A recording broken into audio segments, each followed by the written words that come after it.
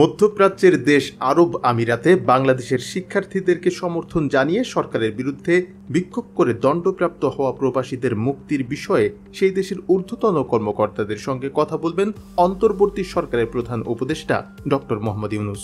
রোববার 11 আগস্ট বিকেলে পররাষ্ট্র মন্ত্রণালয়ের অডিটোরিয়ামে সাংবাদিকদের ব্রিফিংকালে একথা জানান পররাষ্ট্র উপদেষ্টা মোহাম্মদ তৌহিদ হোসেন।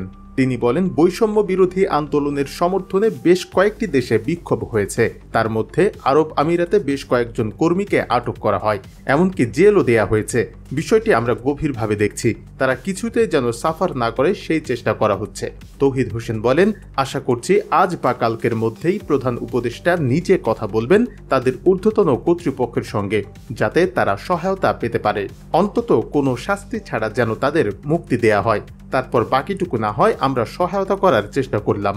ডক্টর ইউনূস নিজেই উচ্চ পর্যায়ে কথা বলবেন, চেষ্টা করবেন তাদের যেন শাস্তির সম্মুখীন হতে না হয়।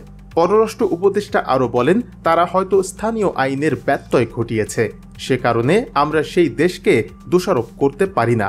তাদের যে আইন আছে সে অনুযায়ী তারা ব্যবস্থা নিয়েছে, কিন্তু তাদের সেন্টিমেন্ট যেটার কারণে তারা এটার পক্ষে এসেছে, তখন তারা হয়তো সেই আইন কানুনও ভুলে গেছে অনেকে। আমরা চেষ্টা করব তাদের যেন মুক্ত করতে পারি। নিউজ ডেস্ক, স্বাধীন বাংলা ৭১।